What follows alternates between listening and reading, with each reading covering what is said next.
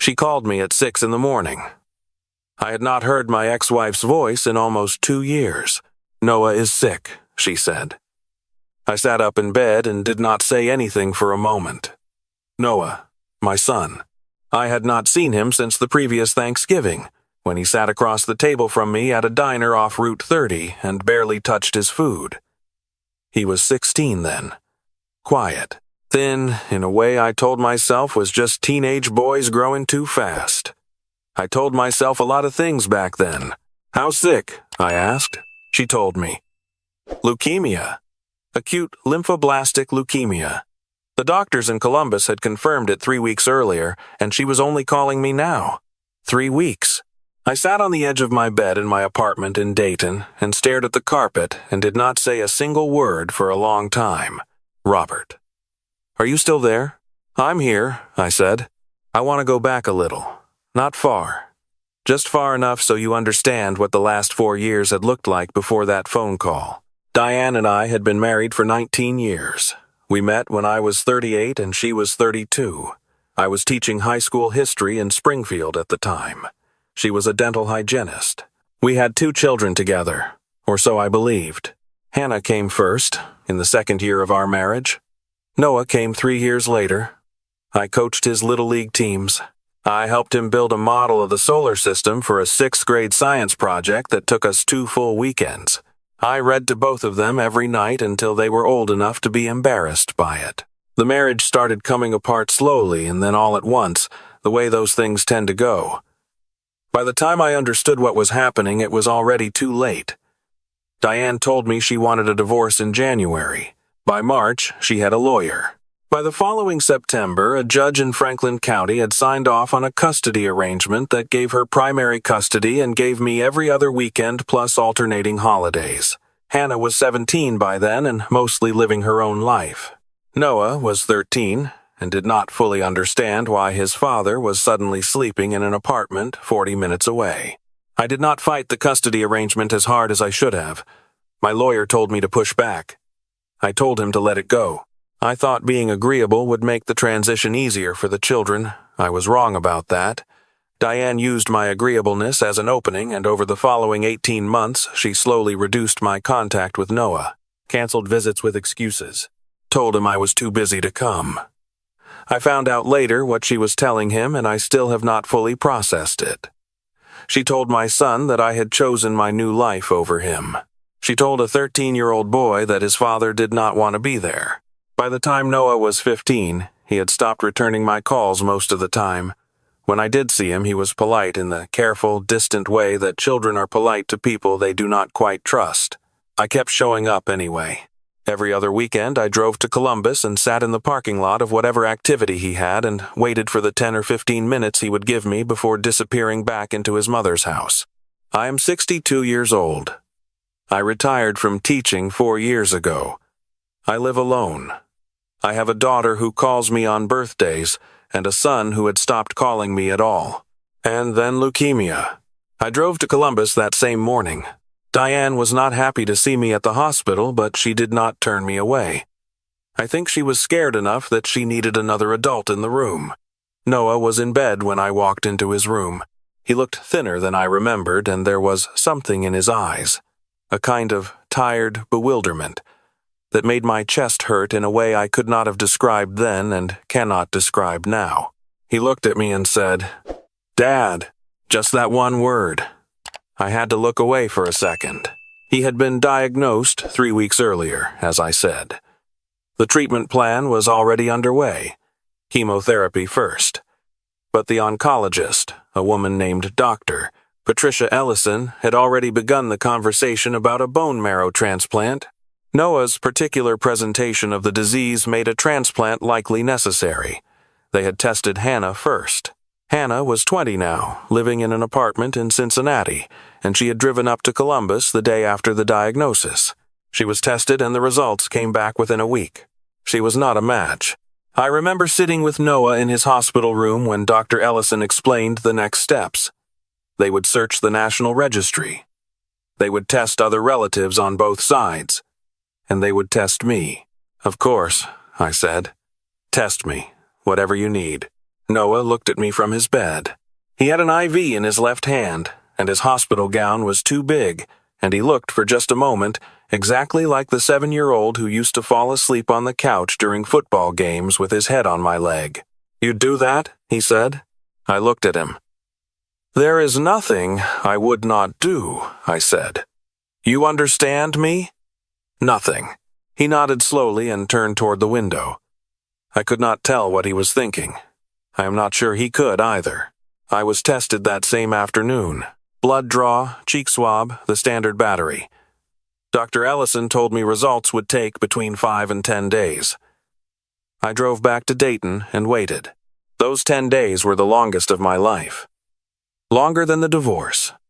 Longer than the first year of living alone.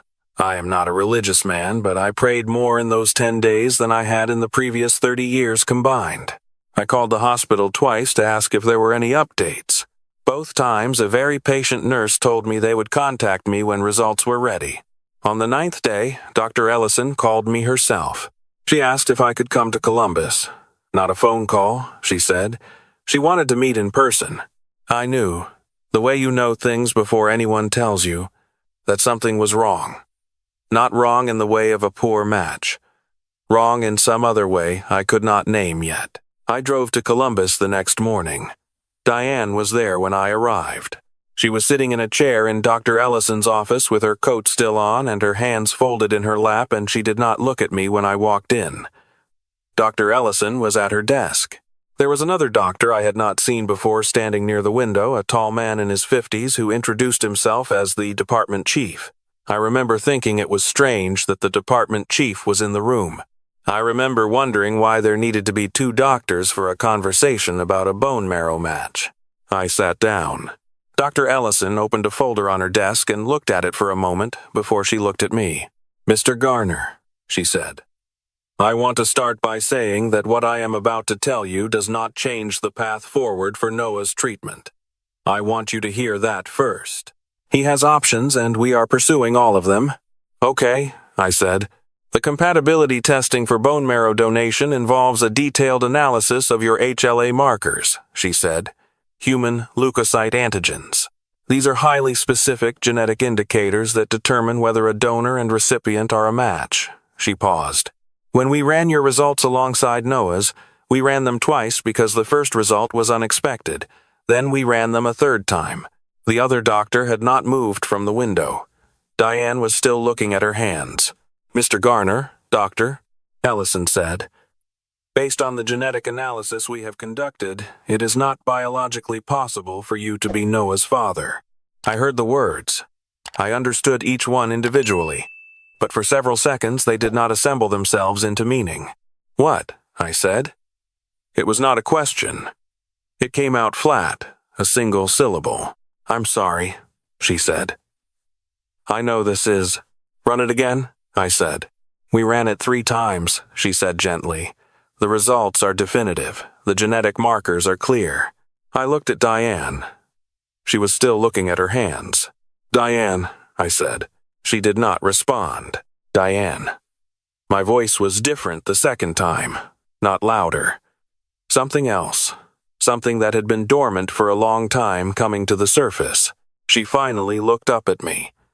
Her face was the face of someone who has been carrying a thing for a very long time and has just set it down and does not know what to do with her hands now that they are empty. "How long have you known?" I asked. She said nothing. "How long?" I said again.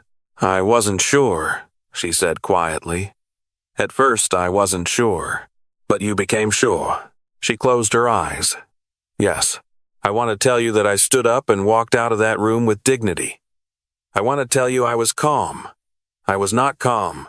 I was not anything for a long time. I sat in that chair and I stared at a woman I had been married to for 19 years, and I tried to find something to say that would be adequate to the moment, and there was nothing. There is no language for what that moment requires. You just sit inside it and wait for it to become survivable." The department chief cleared his throat gently. "If you need a few minutes," he began. "I need more than a few minutes," I said. I need someone to explain to me how a man raises a child for 16 years and then sits in a room and is told I stopped. I pressed my hand against my mouth and stopped. Dr. Ellison let the silence stay for a moment. Then she said, carefully, I understand this is an enormous shock, but I want to come back to what I said at the beginning. Noah has options. A sibling match is not available, but the National Registry. What about Hannah? I said. She looked at me carefully. Hannah tested as a potential partial match for general compatibility purposes, but not at the level required for, is Hannah my biological daughter? The room went very quiet. Dr. Ellison looked at Diane. Diane looked at the window. We would need to run separate paternity testing for that, Dr. Ellison said carefully. That's a different process from what we ran here. Then run it, I said. I did not speak to Diane again that day. I walked out of Dr. Ellison's office and down the corridor and out through the hospital's main entrance, and I stood in the parking structure for a long time in the cold. It was February. There was dirty snow along the edges of the pavement. I stood there until my hands stopped shaking enough that I trusted myself to drive. The weeks that followed were the most disorienting of my life. And I had already lived through a divorce and a retirement, and the particular loneliness of realizing your children have become strangers to you. This was something different. This was the ground beneath the ground shifting. I hired a different attorney, not the one who had let me accept the original custody arrangement without fighting. A different one. Her name was Carol Marsh, and she was the kind of lawyer who took notes by hand in a legal pad and looked at you without blinking while you talked. I told her everything. She listened without expression, and when I finished, she was quiet for a moment, and then she said, Mr. Garner, what outcome are you looking for here? I want my son, I said. I don't care what those tests say. I want my son. She nodded slowly. Then, let's talk about what that looks like. The paternity test for Hannah came back 2 weeks later. Hannah was my biological daughter.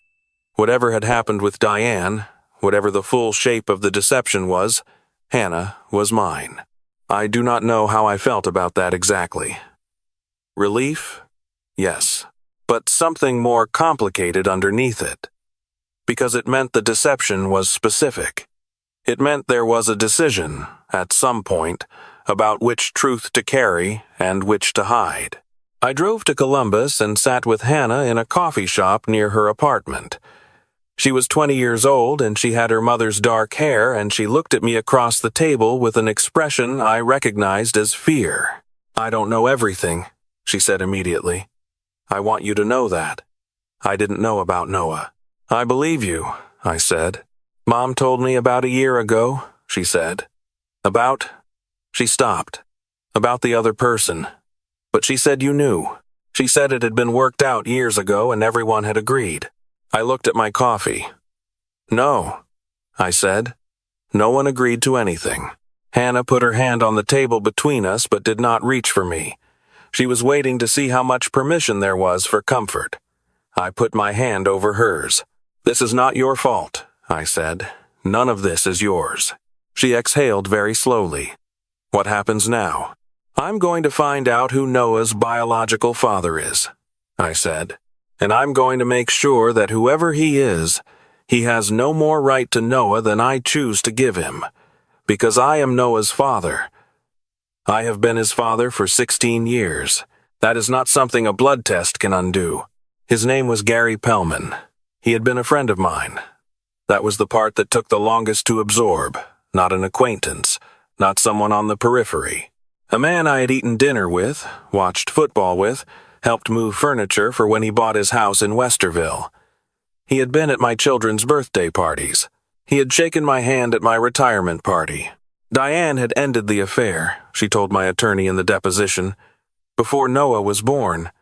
She had told herself the timing made it possible that I was the father. She had let herself believe it.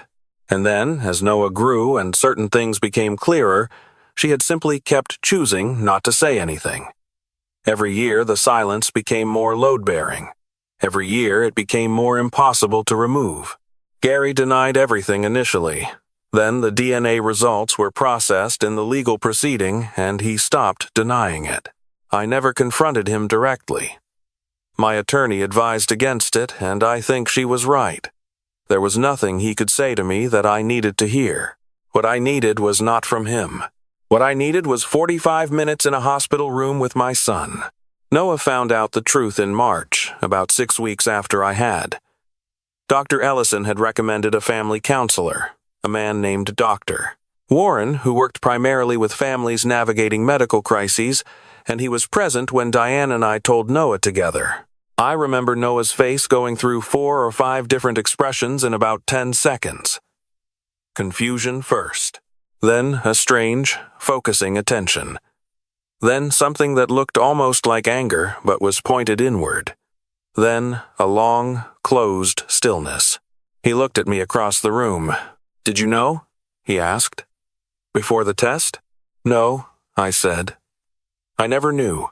I never had any reason to wonder. He was quiet for a very long time. Dr. Warren let the silence sit. Outside the room, a hospital cart rolled past in the corridor. "So all those times," Noah said slowly, "when Mom said you were too busy, or that you had chosen your new life." He paused. Was that because of this? Did she do that because of this? I did not answer immediately. I looked at Diane. She was looking at the floor. "I think," I said carefully, "that your mother made choices I don't fully understand.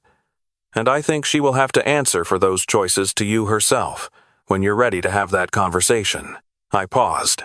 "What I want you to know is that I was never too busy. I was never gone because I chose to be gone. I was there every time I was allowed to be there, and the times I wasn't there, my voice did something I did not intend." I stopped and reset. The times I wasn't there, I was in a parking lot, waiting, because 10 minutes with you was better than nothing. Noah looked at me for a long time without speaking. Then he said, "Okay, just that." Okay. 2 syllables that carried everything. The transplant came through the National Registry in April. The donor was a 31-year-old man in Minnesota whose name we did not know, but whose HLA markers matched Noah's at a level the medical team described as exceptional. The procedure took place on a Thursday morning, and I sat in a waiting area for 6 hours, with Hannah on one side of me and a cup of bad coffee on the other. Noah came through it. The recovery was long, and there were difficult weeks in May when his counts dropped, and Dr. Ellison used words I had to look up at night on my phone so I would understand what I was facing.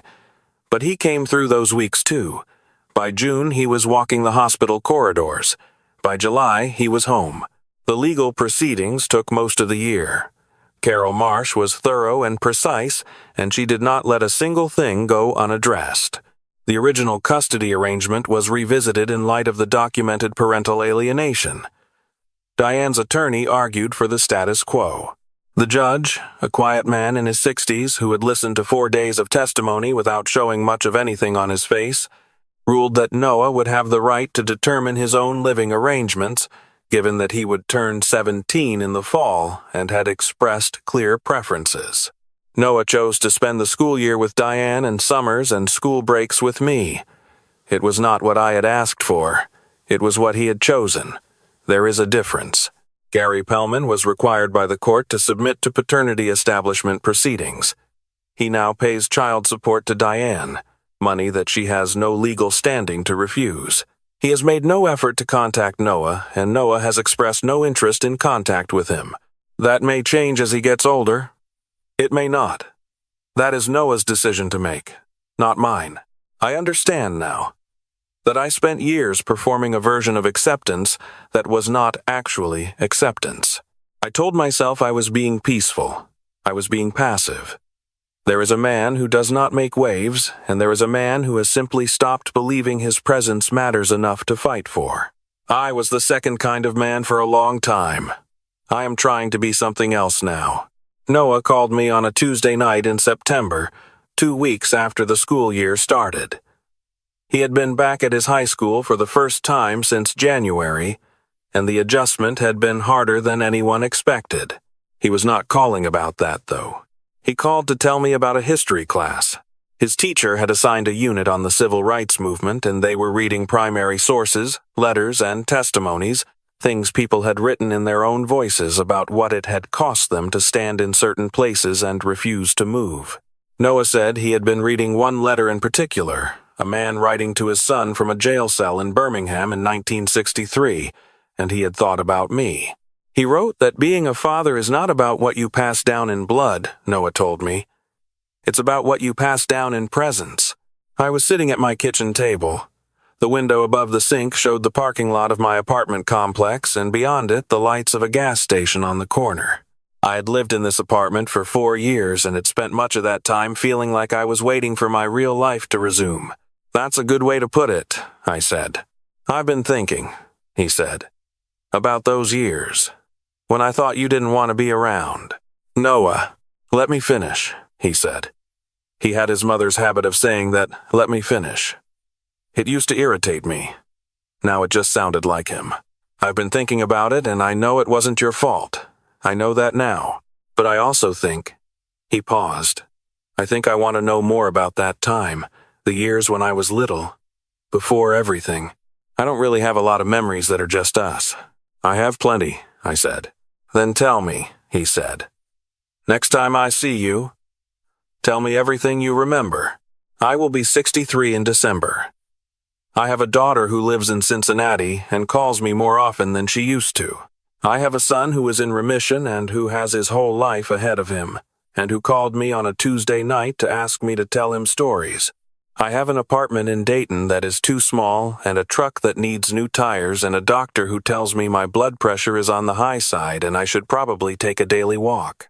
I have a retirement that looks nothing like the retirement I imagined, and a family that does not resemble the picture I had in my head at 35 when I thought I understood the shape the future would take. What I have is what is real.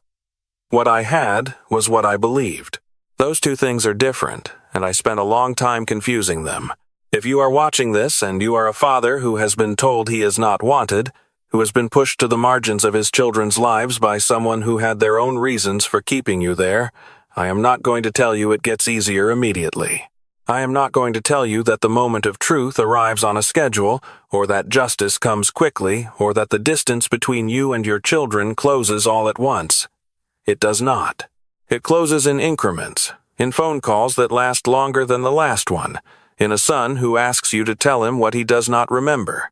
What I will tell you is this. Show up. Keep showing up. Park in the parking lot if you have to. Wait for the 10 minutes you are given.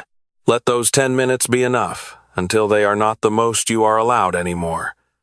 Be in the background when the background is all you have, because the background is still the same story. You are still there. You are still his father. That is not biology.